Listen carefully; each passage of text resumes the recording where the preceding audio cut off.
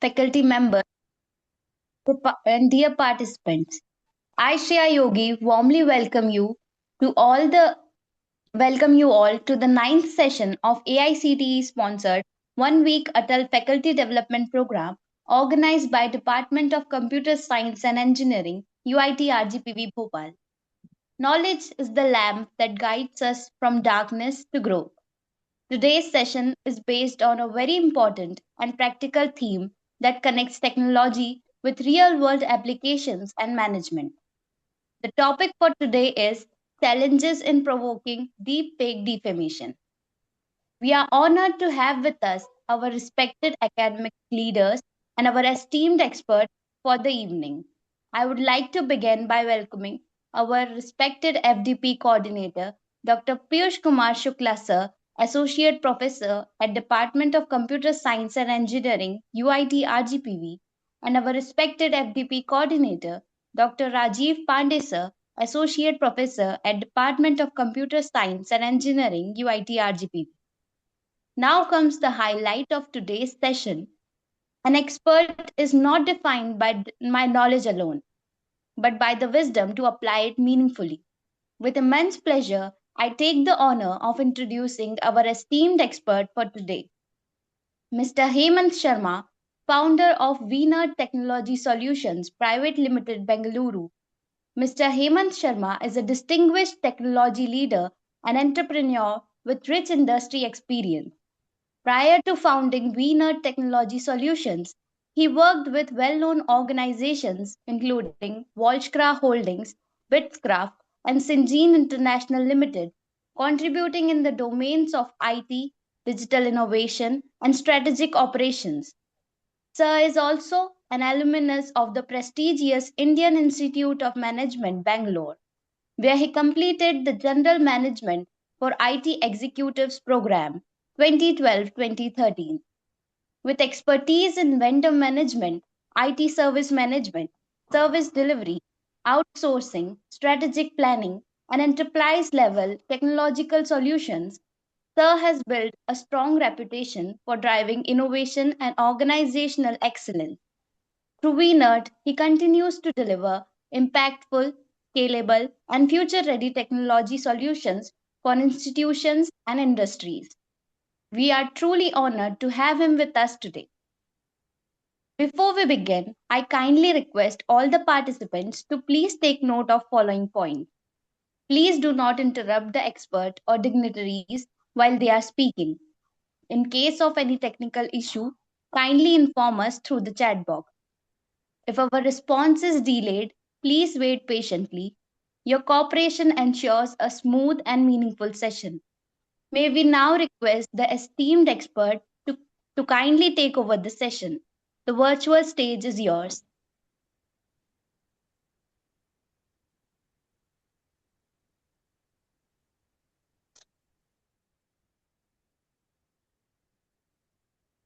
Thank you, Shreya. Thank you for a long introduction. Yeah, so let's begin on this topic, and I'll start by saying that I'm not a lawyer, although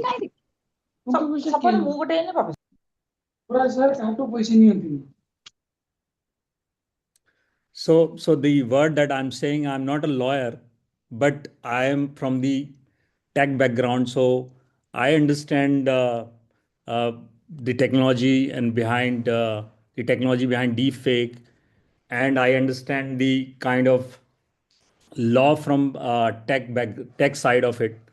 So, based on my understanding in these deepfake technology, as well as some of the knowledge of IT acts, I'm going to share with you. Hopefully, this session will help all of you. So, let's begin the introduction. So, deepfake, I think that day we understood the deepfake, what it is.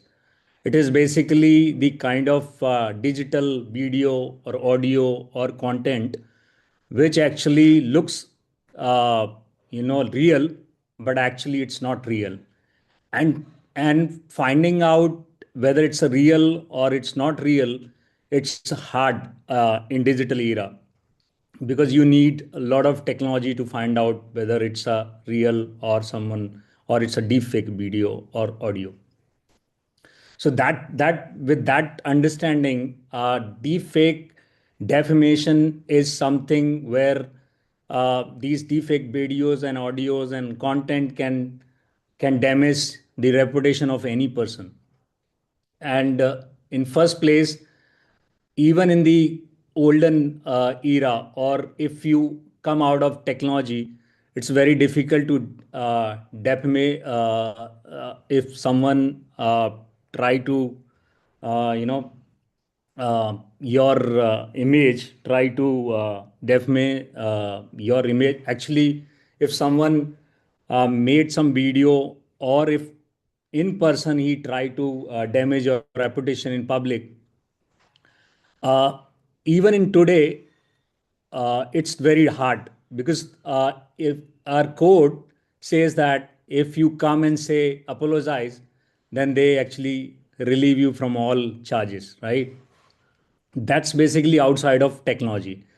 In technology side, if you come, it's very difficult, because the kind of video those are originated, you never know which country it's originated. Second thing is the kind of technology involves or experts involved to find out whether this is a deepfake video or damaging any public image of any person.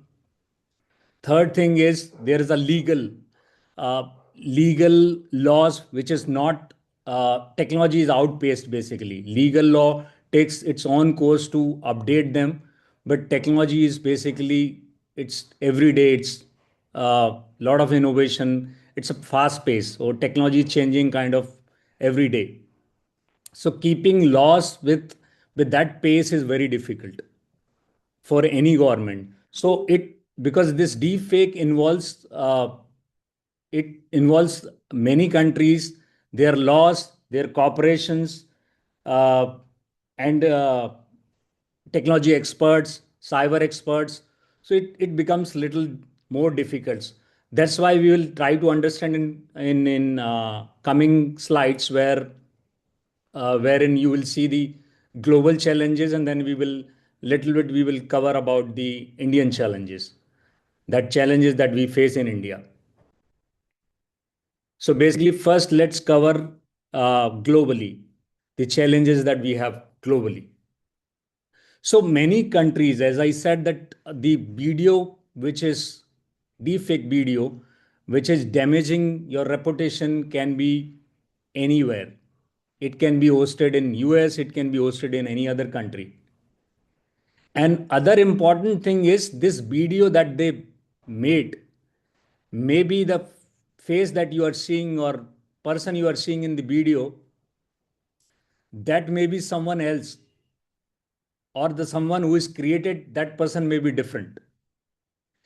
And other challenging situation, I'll explain one of the example. Recently, I saw one of the video on, or one of the post on LinkedIn, where uh, one person he shared good news with their friend saying that I got engaged. I got engaged, and he shows the photo of the girl in that video. Okay, and he shared this with public everybody in the social media platform. After he got so many responses from their friends, relative, and everybody congratulated that you got really beautiful fiancé and all that. After 2 days he again posted video, says that this girl does not exist in this world. The image I created, it is a basically a deep fake image. So what I'm trying to say, that someone who is in appearing in video, maybe girl, boy, woman, or anyone, or men, they may not exist in this world. So whom you are going to, have these laws, or whom you are going to get to the court? uh, who will you sue in the defamation case? It becomes, that's again, things become difficult because you can create any image which may not exist in this world. That is why these technologies advancement becomes very difficult. So the kind of legal framework which is being developed and focused by many countries, they are still lacking behind because technology is outpacing them. They come with some law, then by them technology already moved too much advanced. So every country in this world right now, they are not up to that mark where they can, have laws to protect people from damaging your reputation in public. So all these, even in India, we have some IT laws which are again revised, time to time. But currently, it's hard to say that they covers they covers law to protect someone from deepfake. Not yet, although there are a lot of efforts are being made in US also. They are up to some level, even in other countries. But some countries where usually these videos are posted or generated, those countries are not, if they are not having those laws, then it becomes more difficult. So in global scenario, we are still behind. The kind of technology is evolving, the kind of the imagination this technology can take you. As I said, that the person who is damaging your reputation may not exist in this world, but it looks real. When you see those video, it looks real. You may think that this person may be existing somewhere in the world, but that may be imaginary image or imaginary person. So so that's the limitation that we have, not only in our country, it's in all countries that exist in using the social media platforms. And the apart from the legal framework, then you also need the collaboration or uh, support from the countries. Let's say if you want to sue someone who damages your reputation, uh, it's the country from where this the video is originated. You may need to support from those countries, right? They should support you from all perspective. It could be a technology experts. They should be ready to share the data from where it's originated. Even though those share, and even though they share, then they should also be ready to take that legal course of action with them. Like I'll give you one example. Someone, one of the businessmen who fled from India many years ago, who was running the airlines, right? Although everybody knows name, but I don't want to take that name. Indian government is trying hard to get them in India, right? But the country that they are staying currently, they were not supporting earlier, but they started supporting now. Still, there it's taking so long. It's taking so many years to get them to Indian and take them through the course of law, right? So that is the limitations that we have come across everywhere, not only in our country but every country. And other thing is, it's difficult that we talk about the technological identification difficulties, where it's difficult to with the, as I said, that it's not easy to identify whether it's a deepfake video or audio or content.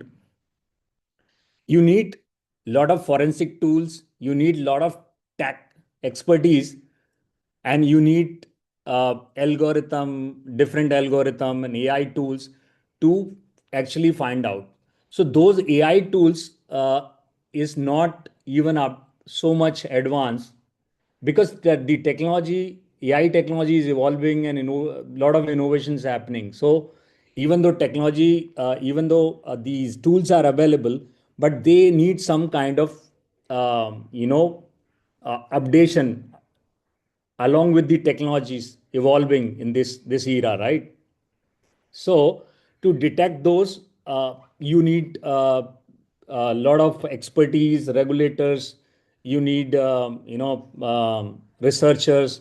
You need tools which are startups which are working in the advanced stage of tools. So these are the difficulties that we face in identifying and with the existing tools. So that is other difficulties that we face in this case when you want to anyone you want to go with the defamation.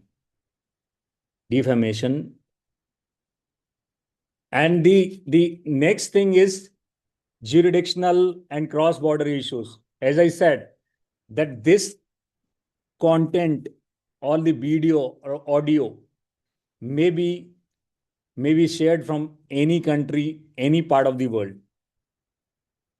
And when number of countries involved to the laws, to take them someone through the laws or jurisdictional course, it becomes difficult when different countries are involved. So that is another challenge, and those countries should support you. Those countries also have law to take them through these course of law.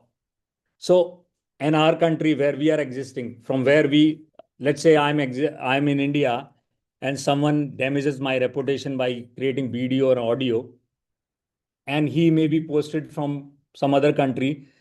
They must have first law. They after having law, if they have law, then they should support us. They should have expert who can detect those things.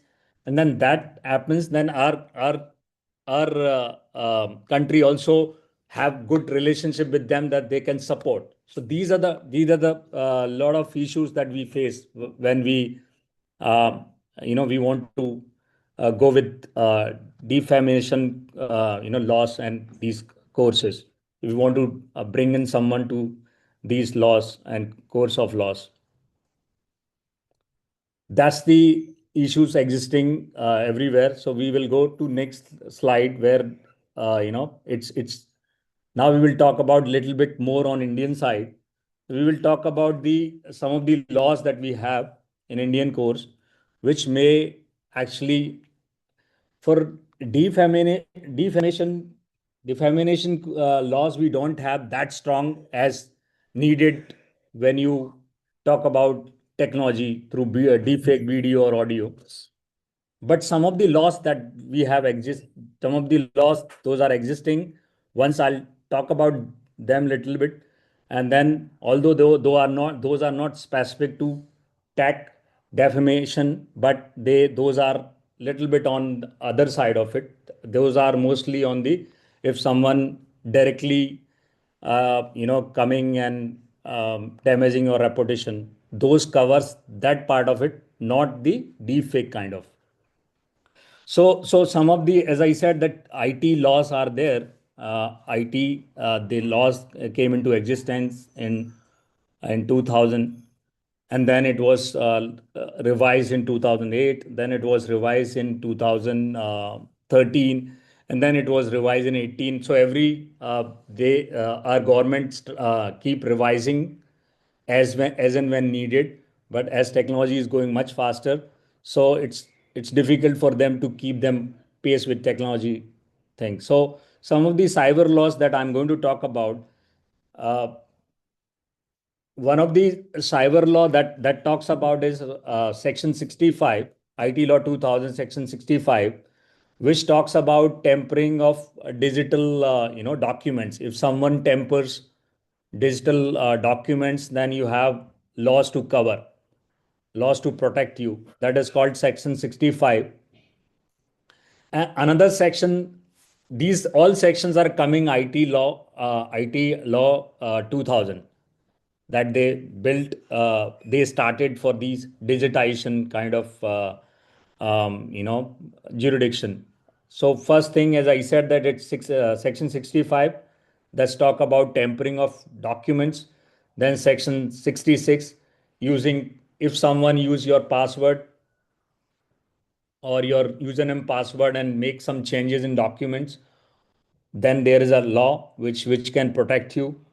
Then there is a section 66D, that is if someone cheats you using technology, using email or using any other technology thing. If they cheat you by in terms of finance, in terms of any other reputation, if someone damaging your reputation, or through scam they transfer your money. So that's 66D, and then 66E, that if someone publishing the private images without taking the consent. Let's say if someone posts your private images to the internet or to the social media without your consent, then you can definitely go to court, try to protect yourself. And that's where, yeah, last session we talk about a lot of celebrities are they are going and taking the personality right. The reason is many videos, deepfake videos posted on media, which looks like they are in the video, but actually it was deep fake video. So many celebrities recently they are going to court and they are taking their personality rights so that no one can use their image, no one can use their pic. That's the other law which talks about that it can protect you. Section 66F, that is about if someone is like cyber terrorism, if someone is threatening you through cyber thing, or doing something which is kind of terrorist activity. And then there is a section 66F which can protect you. Then section 67, if someone posts the porn contents, then that's the section 67 which can protect you without your consent. And then section 43A, which is very important, which is your, because your data is available everywhere, many social media platforms, your data is available. Your data is available in emails, your data is available in many other forms, in pics or videos on Google Drive or many places.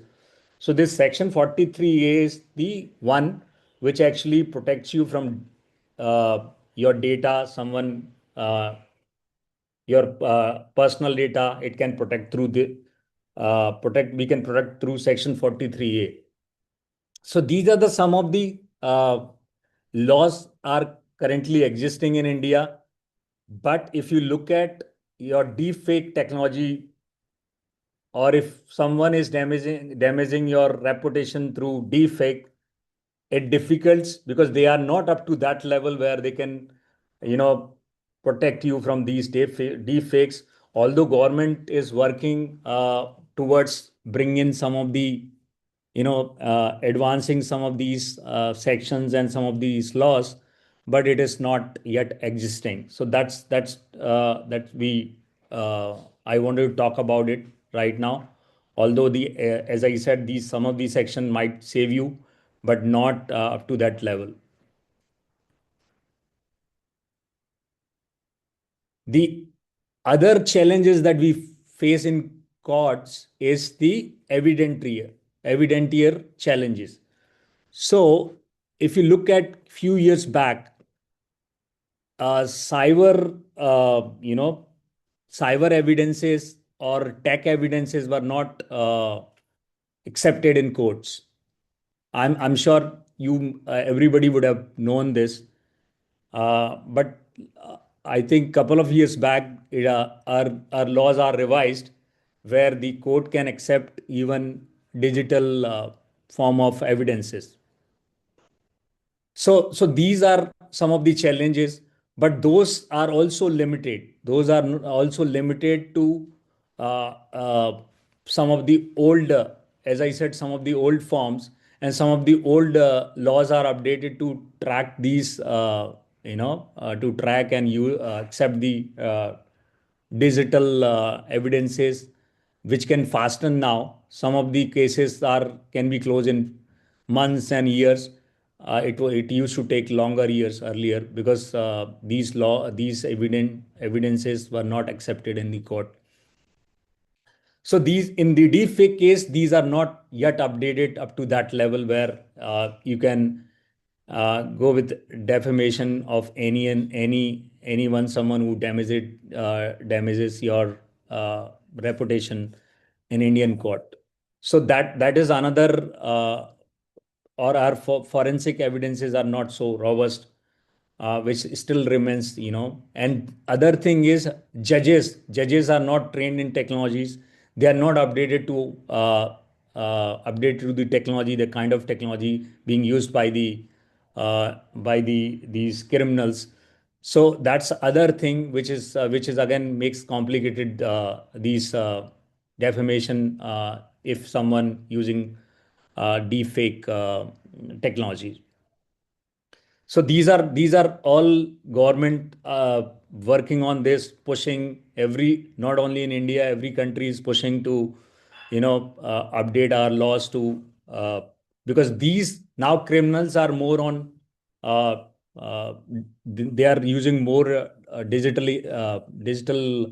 videos or audios or digital means of damaging the reputation of the people. So this is one other thing that we can talk about. These are the challenges that exist still in the court level or the or judicial level. Other apart from these, those are the laws are not existing, not updated.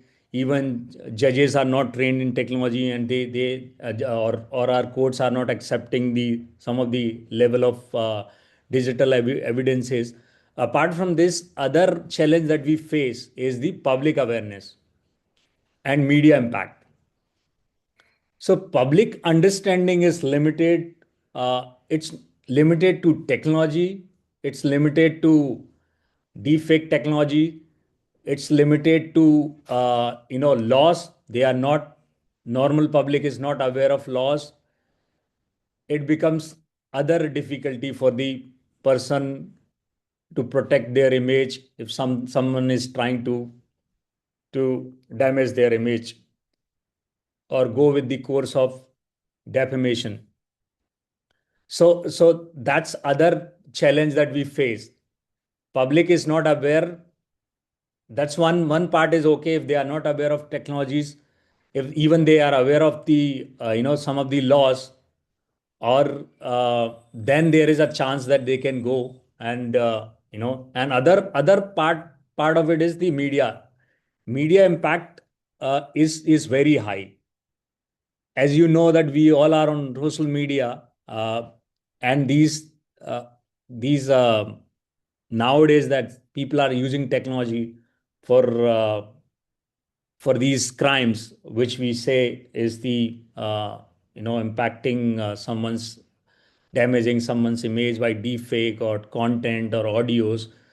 Even medias are not aware some or taking the responsibility of these some of these technology. They are not aware, even not taking responsibility, because they for them social media, for them business is content. As content flows to their media, social media, they makes more business. So some of these they are not taking responsibility, because if they follow the rules, if they bring in every content scrutiny through the rules, then it becomes difficult for them to protect the freedom of speech or freedom of expression. That is other challenge that we face.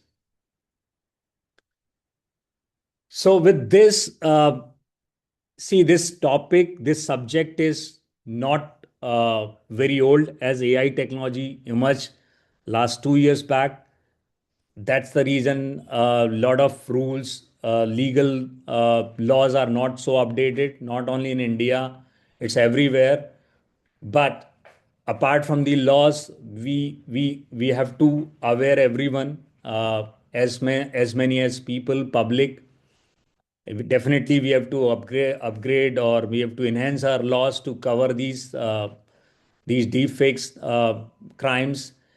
and we have to as aware the public, and also we have to have accountability of social media, which is the main medium of nowadays it's a main medium to spread the misinformation or deepfake videos or damaging the reputation. It takes hardly minutes. If there is something very catchy, or it becomes like uh, few minutes it goes to the lakhs millions of people.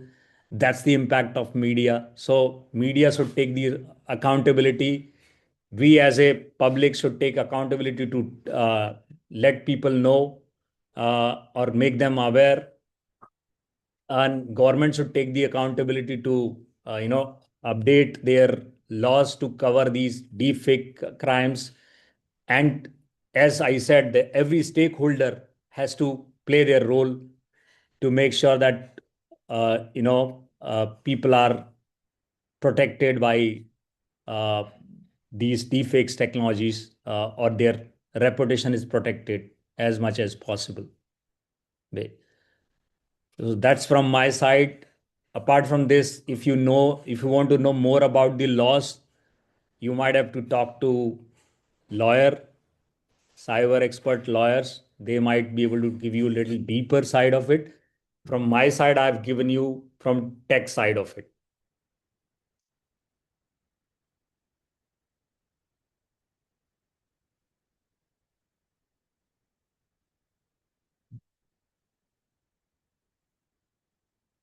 Let's ask question. I would be happy to answer your questions. That's the important part.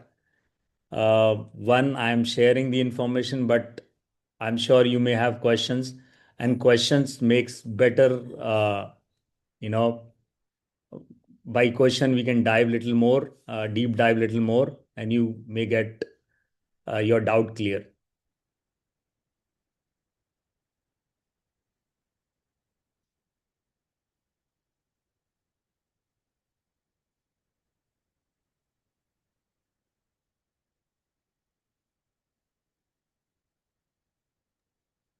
Thank you so much, sir, for your valuable and insightful session. And if anyone has any query or doubts, they may kindly ask them now.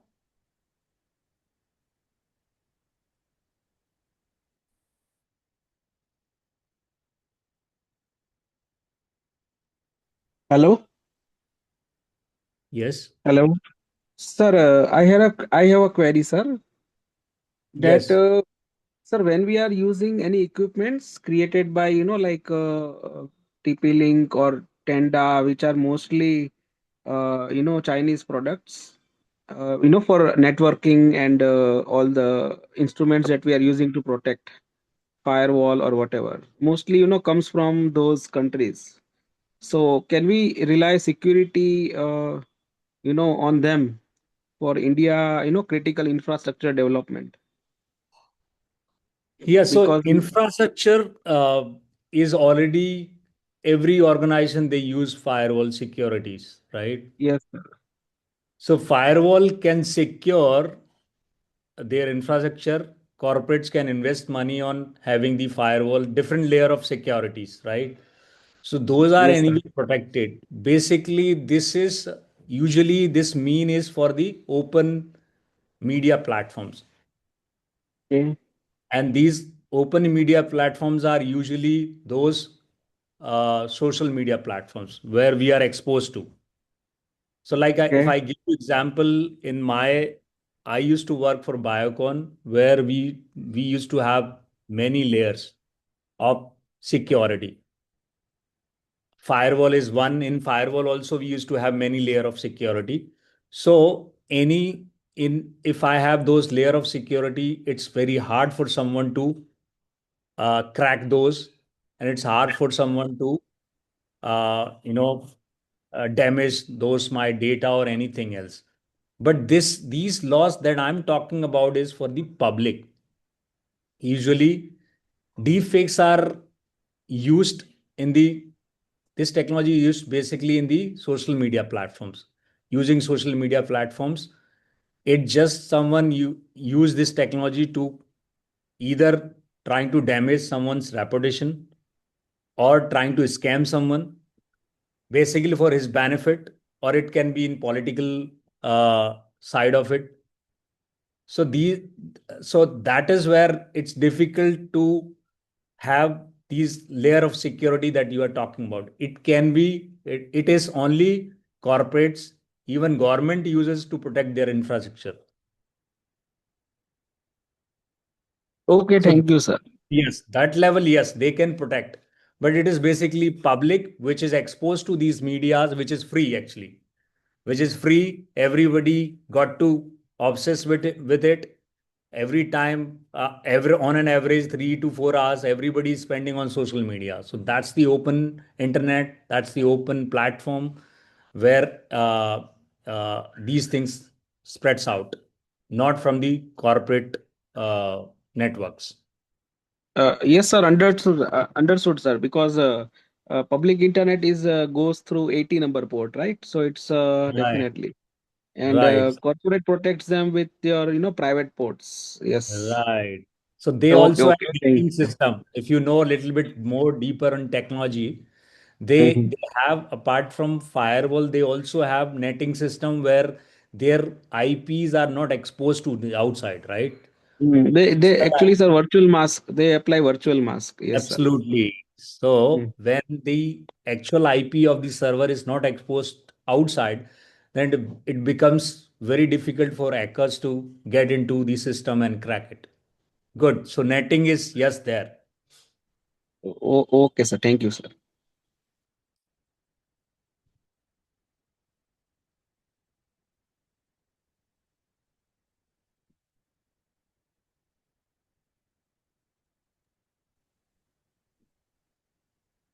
Does anyone have any queries?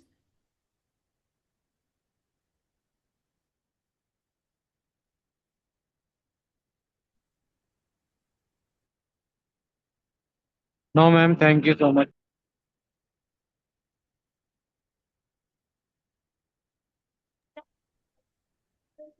Okay, so shall we conclude the session now?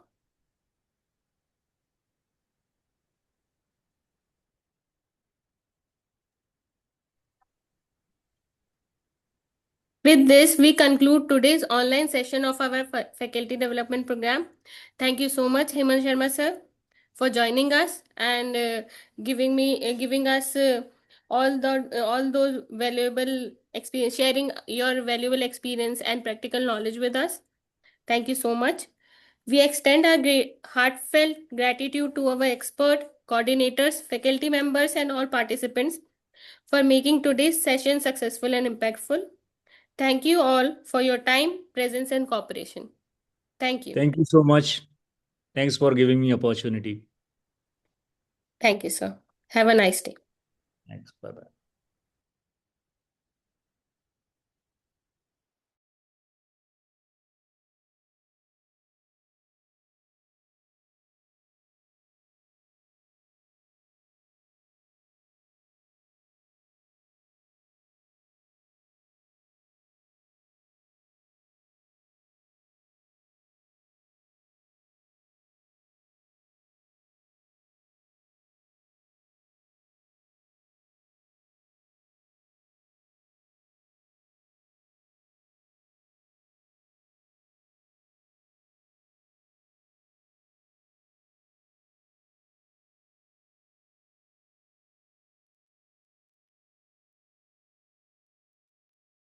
Hi, can you hear me? Yes, ma'am. Yes, ma'am. Hi, this is a request to CSE coordinator. I'm Ananya. And I think I just spoke to Dr. Piyush. I'm from Boston. Is it okay if I can go ahead with my topic presentation? I have a meeting. It's 8:30 a.m. in the morning here. And if I can take the presentation now, and maybe in half an hour, I'll be able to join urgent meetings from my office. I apologize for this last minute request, but if it's possible, I would like to go ahead with my topic. Yes, Sure, ma'am. ma'am, you can. Would that be okay? Yes, ma'am. You can continue with the session. All right. Do I have the permission to share my screen? Yes, ma'am, you can share the screen. All right, cool. Thank you.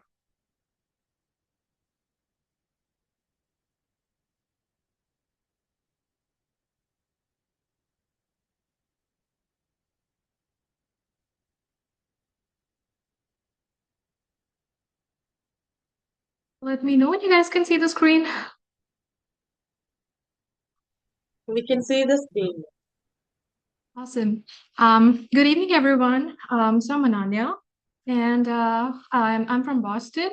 I work in a bank firm over here, looking after compliance, AI, and of course, machine learning into my day-to-day life to make fair decisioning for the higher management.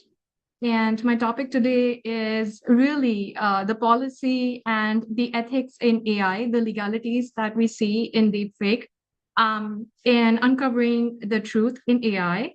I would like to thank Dr. Piyush and Dr. Shishir for giving me this opportunity today to present my topic. Deepfake is something which we see in our day-to-day lives, and I'm sure that in whatever topics that we have seen before, this information is covered. So today I lend in some information into this topic, and I work on it in my day-to-day life. So let's begin. Right.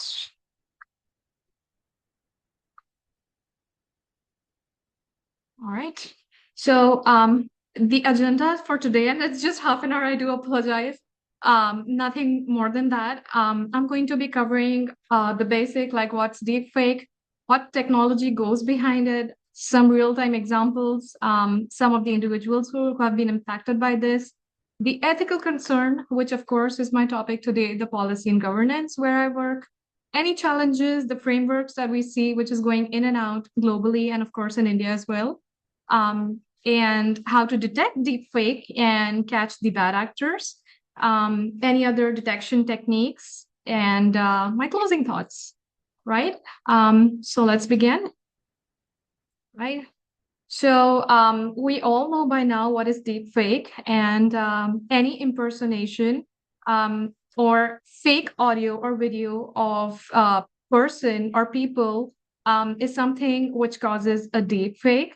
The perpetrator of this particular video, audio, or image definitely has malicious intent in mind. This technology is only growing, of course, and the digital media it really, I think, is at the brink where maybe the voices or thoughts are being manipulated by deepfake, and it's a huge concern for the society because individuals' privacy and reputation is at stake. So, what do we do about it? And I think in our day-to-day lives, we do see news, we read newspapers, journals, magazines, we see use of deepfake being used in maybe politics to heavily bias the decisionings, or maybe kind of maliciously against the actresses. Like, for instance, the Radhika Mandana case, where she was impersonated, and it was definitely very harassing for her. Moving on to the next topic. So I've just tried to create a small diagram. It can definitely look a little intimidating, but let me make it clearer for you. So deepfake heavily uses machine learning, but there are really simple things that go behind it. It uses the concept of neural network, and there definitely is a generator and a discriminator. So the generator tries to make images that are fake, but the discriminator, it really tries to bombard the generator and tries to make a very, very real life simulation or an example of what fake content we are trying to really create. There are certain tools like DALL-E, Stable Diffusion. You go to internet and you can see other contents or other tools as well that really are able to create these kind of contents. And of course, your models have to be trained with data in, data out. so that these kind of images or video or audio content can be created. Right, I'll move on to the next topic. So you can see I have put in certain images, and if you search really through the internet, there have been instances where Tom Cruise almost looks like as if he is really, the actual actor. And the video which really came out was able to manipulate his appearance, his voice, but it's not true. And when he actually saw his own image, there was definitely a huge article where he was shocked. Couple of other examples of deepfakes, and I did iterate upon this point before as well, is where malicious videos are taken, or maybe false topics are taken out of the political figures who are out there.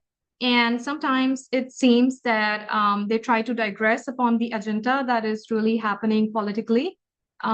We did see an instance of this in India-Pakistan war as well, where they did show that the general was giving some information, but in totality, he was not even making those statements. It was fake.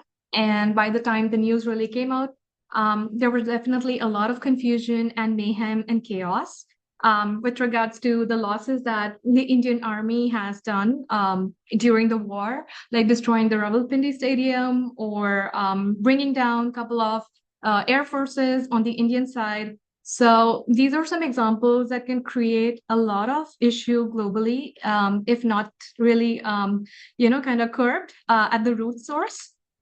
Right. All right, you see a warped image of one of the leading figures in the world. That's right, he's Trump. So I discussed the impact of deepfake on individuals and society over here. And we do understand that there is a heavy privacy breach when deepfake really tries to create fake content for the individual or the firm or the nation, right? So it can also lead to reputational damage for individuals or companies, organizations as best, or even countries, because they can come out with malicious intent. The worst thing is the perpetrators behind these images are not even from the same country. I could be targeting someone who's maybe sitting in US, or I could be targeting someone who's sitting in India, but hey, all the way, I might be perhaps from Nigeria. I may be someone who's sitting in China. But that's just an example, hypothetically. I do not want to call out any countries on this platform. And of course, we really read newspaper every day. And then when these kind of videos or malicious contents crop up through deepfake, we really try to question, is digital media or is the data integrity really being held by individual people? Right? And imagine, like, for instance, that if you're working in a huge organization, you are a CEO, and someone comes out saying false statements, maybe about the financial statements or something else, that the person potentially could go through job losses, or there could be a huge issue where the shares of the company kind of plummet down. So it's scary what deepfake can really do, what bad actors out there can do. And we really don't have any global policies that can curb or control these kind of things, really.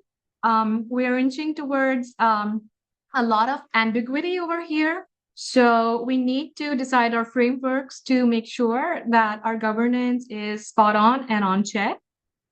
Moving on next. The concerns, which I mentioned, of course, I kind of tried to touch base upon from my previous deck slide as well. So definitely we look at authenticity and trust issues. I wouldn't really be able to trust anyone if someone creates a fake video of me. I would be like, oh my God, this is scary.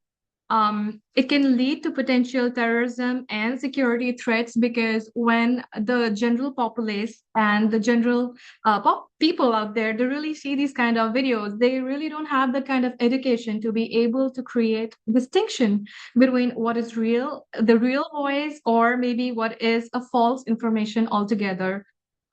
So we stare at these kind of issues. And of course, defamation, if someone has a vendetta or bad intent against someone, voice cloning can definitely reach to another level. For instance, being able to open documents that are voice protected, or to be able to enter buildings which have voice cloning features. It can really be a huge issue, right? Because whatever is being guarded behind, our guardrails have come down and people have access to all the information that was being hidden.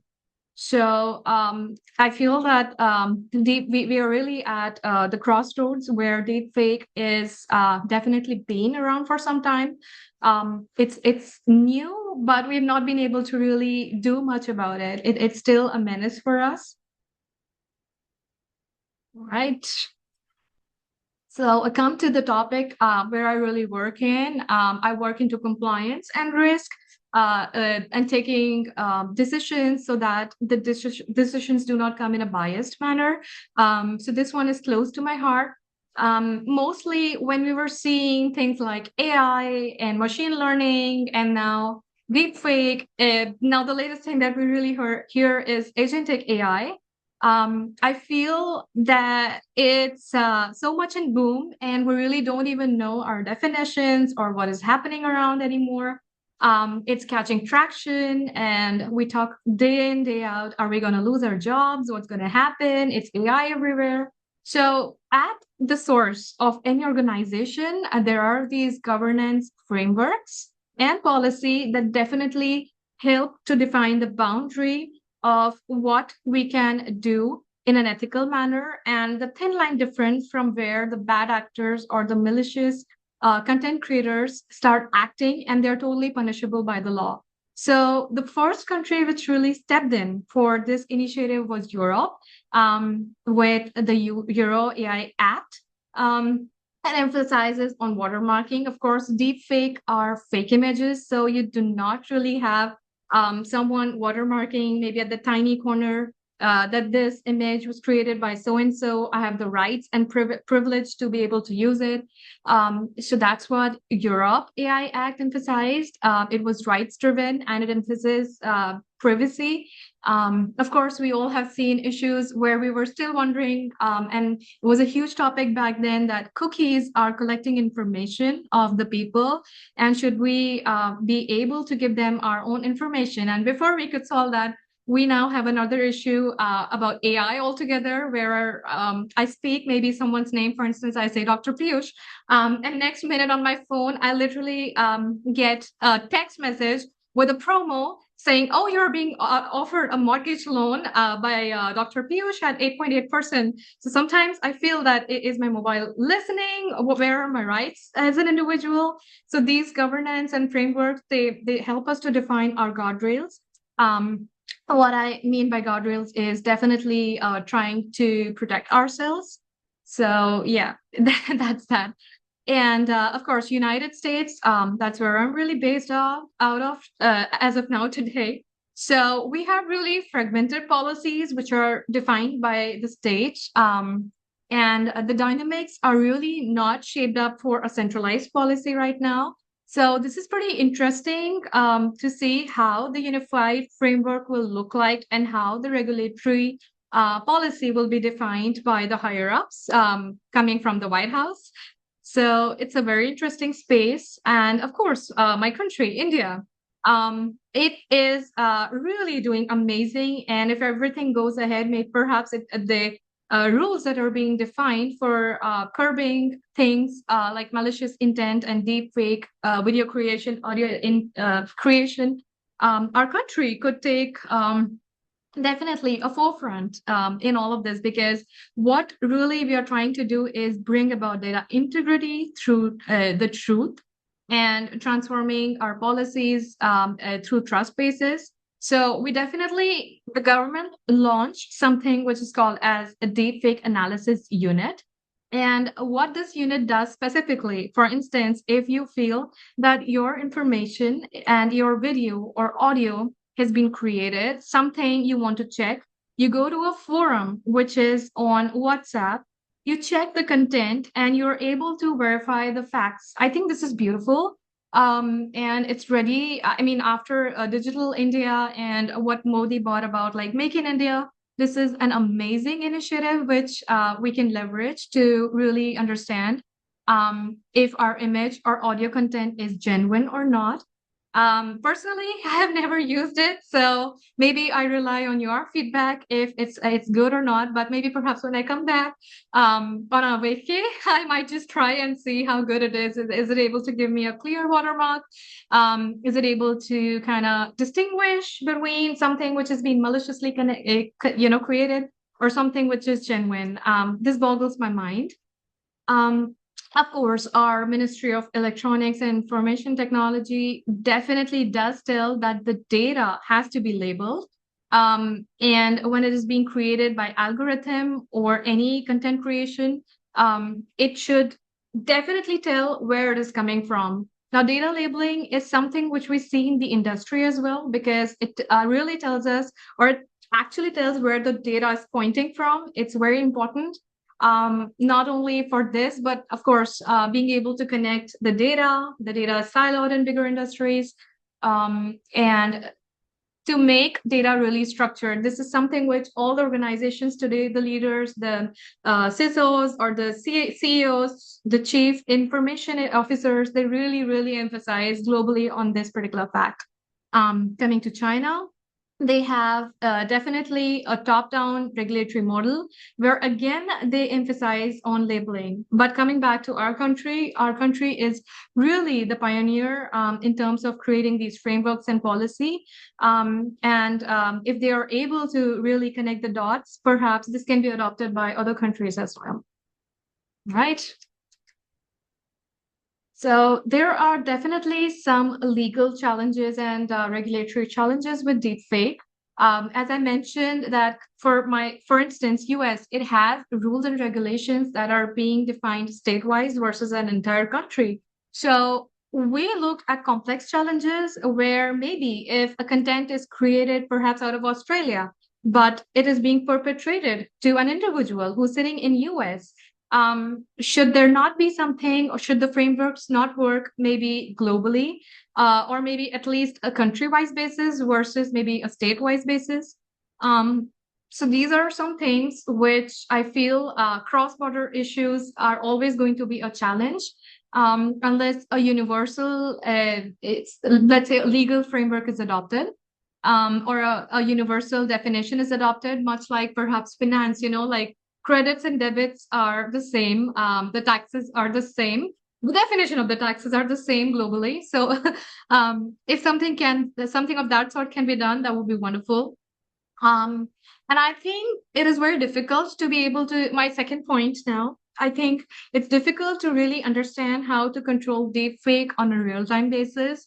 For instance, I could maybe create a fake audio that could be targeted at maybe Mr. Modi, and he comes out and he says that, oh, I'm going ahead and declaring a war against Pakistan. So in case if that kind of video comes out, people are going to believe, oh my God, our countries are at war.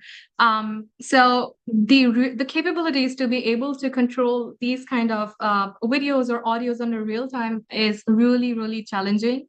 I think our cyber crime division or maybe individuals who are working have to really be the whistleblowers over here who can help curb these kind of issues. Of course, I feel that privacy, right? Privacy is such a privilege. You would have heard this saying so many times. This is something like, which we hate, that the digital media really tosses things like this without our consent. It could be really harassing and disturbing to people. It could definitely lead to situations which create a havoc on the mental health. And mental health, of course, is a huge thing, though we don't talk about it. So there are a couple of challenges. Going ahead. How to detect a deepfake. Now, for the literate group that you guys are today, in today's conference, you guys can totally understand if you take a photograph of yourselves and you understand, oh, maybe my cheekbones are not a certain way, my eyes are looking weird, my jawline is not correct, especially for women. We constantly look at mirrors day in, day out. We educated people might understand that our fake audio or video has been created, But what about the general populace? What about the population out there who are not so aware? And it can definitely lead to panicky situations. So maybe we could definitely include a digital literacy about all these things, that fake things get created, fake content get created. Do not believe on this blindsidedly. So you got to look out for maybe if your eyes or mouth are going weird. Maybe your gaze, you look more robotic. Look at the background. Is my background weird? It looks like, oh, I wasn't even there, right? That kind of situation. So if you understand that these kind of things are happening, we can definitely be able to at least detect a fake audio or content at the source when it's being released, and take actions. Right. I'm at a time crunch, guys. Sorry. And I know I'm rushing through, but yes. All right. There are some techniques that we can really look, and this is a bit more on the technical side. Initially, I touch based, the first, what do you say, the first line of defense kind of thing. When you see really things on the go, and then you raise an alarm. Now, this one is something which maybe the data scientists, the data analysts, the governments all can take a cue from. So I did touch base upon that. Deepfake really uses a lot of data to create a fake content. So perhaps we can spot it at the basic level, right, where the neural networks are being connected. So neural network is nothing like if you think of your brain, and your information is flowing from here to there. Let's say the neurons, they connect all the data in your brain, and you're able to process information. So very similar to that, it's the neural networks work on the computer side of things, where information is being connected. And if some source is really strong, then that thread becomes really, really more strong in nature, and that really comes out to you. So that is how your generator and then the degenerator, they kind of attack each other to create that fake image. So you could definitely use generative models, and then RNN-based temporal analysis to understand whether the speech is being given in a real-time basis, or maybe the lip sync is being done. Is there any inconsistency? For instance, maybe a person's body language when he's saying something, but he's more rigid. Those kind of things. AI is still not that good at it. It's still a robot in a sense. So maybe the forensics department or people who have this kind of capabilities can detect deepfake. I also feel, since I touched based on the topic where maybe I said that every data has to be labeled, so that brings me to watermarking. Maybe I think if you're able to give our industry experts who are, the data enthusiasts enough training to be able to understand that a certain information out there in terms of audio, video does not have watermarking, then we are not able to track the source, and maybe it could be an attack, or maybe it could be fake content that is being created. Of course, we can use biometric information to understand that has, there are tools, and I am aware of it, that people sometimes, try to track maybe the mouse movement if you have touched the keypad at a certain time, because humans, they can only really type at a certain frequency, maybe the fastest. But if an information which is out there and you feel that the movement of the mouse is not correct, if you're seeing that the data is in the video or audio is moving much faster, then perhaps that could definitely bring us to some behavioral impersonation attempts. Looking at the pixels, the frequency, we can catch these anomalies and really understand if someone is trying to manipulate, and we can catch the bad actor, right? Okay.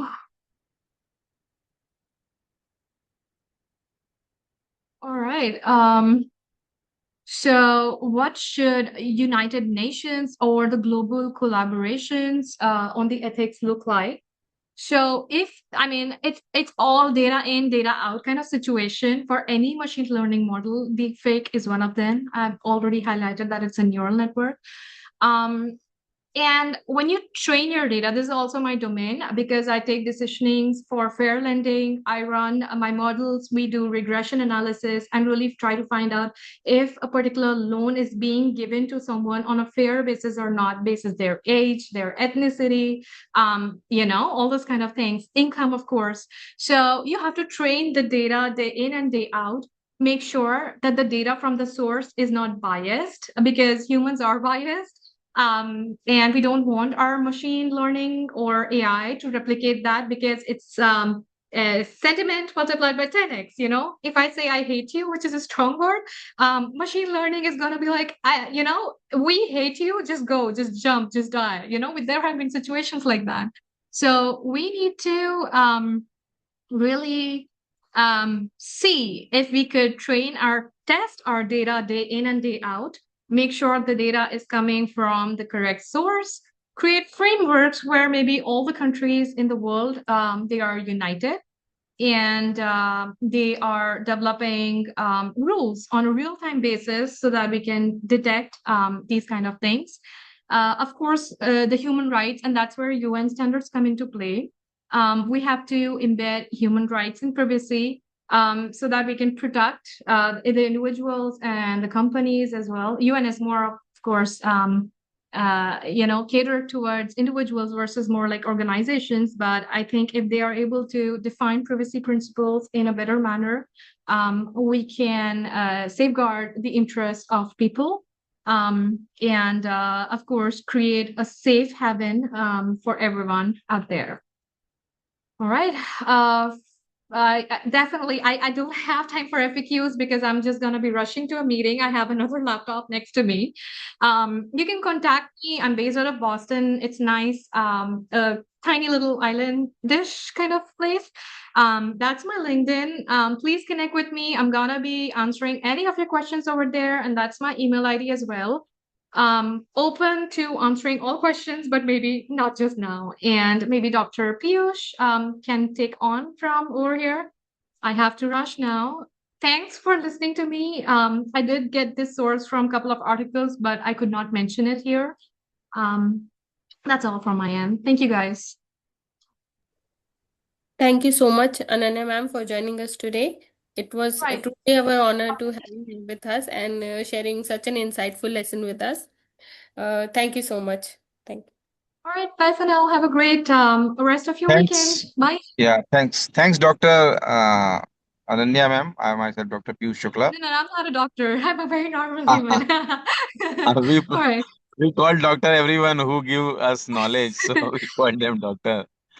So thanks for everything. I know that you are busy today and you have I got really some have time another for this. laptop next to me here. I have Yes, to yes, go yes, now. yes. I'm sorry. It's a Okay, weekday. you can Sorry, go. it's a work Yes. day. All right. Bye for Sure, now. sir. Bye, Sure. guys. Okay, bye. Take care, please. So there are some announcement about tomorrow because tomorrow is the last day of this FDP. So Privi, Alka, is there anything we want to talk to our audience, our people, our members regarding schedule and test? There is a test also tomorrow. Can you inform them something, or I should Yes, sir. talk to them? In a bit. Yes, please. Please inform everyone about the tomorrow schedule and the speakers and the test timing, etc. from the schedule if you are having available now.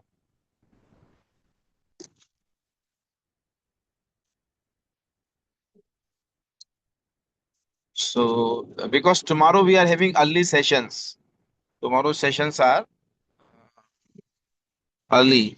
Yes, because we are having uh, first session we are having, yes, 2 p.m. to 3:30 p.m. Yeah. Privi, Alka, is there anyone who can? Yes, sir. Yes, sir. Yes, please. Tomorrow we have 3 sessions, and there are slight changes in the timings. The timing will be 2 to 3:30. Session 11 with topic data privacy in digital age, understanding the invisible threat. The session will be taken by Dr. Shweta Bhandari. She is an assistant professor at Department of Computer Science and Engineering, Man, Bhopal. Next session will be from 3:30 to 5 p.m. This will be session 12 with topic Global Policy Responses and Lessons for India. This session will be taken by Dr. Pawan Duggal. He is an eminent lawyer at Supreme Court of India, and he's also a director chairman of International Commission on Cybersecurity, Law, and head. The next session will be from 5 to 6:30. This will be session 13, and the topic will be future trends, synthetic media, virtual humans, and the next generation of deepfakes. This session will be taken by Dr. Arun Kumar. We already have him with us in the previous session. The first session was taken by him only. He's an assistant professor at Department of Information Technology and NIT Jalandhar. And after that, we'll have valedictory session from 6:30 to 7 p.m. Then from 7:30 to 8:30, there will be an online test and feedback session. So you all will be sent a test link. You all have to just go through the test and fill the feedback form. That was for tomorrow. That's it. Yes.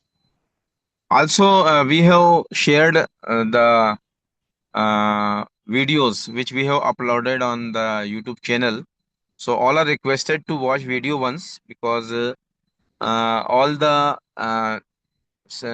content which we have covered in various sessions, we are uploading in the on the YouTube channel, and we are sharing with you the link. So you have to go through those videos also, because test will be only conducted based on the topic covered in the sessions.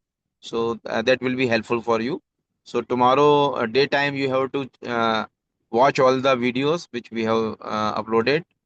So that will be one type of revision, so which will be helpful for you for the test we will conduct in evening. So for the test conduction, we will put question on the website of ATAL, our FDP web page, as well as in the WhatsApp group also, right? So you have to be alert, and you should take care about the test, because it will be one time only, and it is fixed between 7:30 p.m. to 8:30 p.m. After that, it will be closed automatically, so you will not be able to attend the questions again. So all these things we want to inform you for tomorrow session. So today's session we are winding up early. You will get some time to prepare yourself for tomorrow also. And this is all about from our side. And our student coordinator, if you want to say something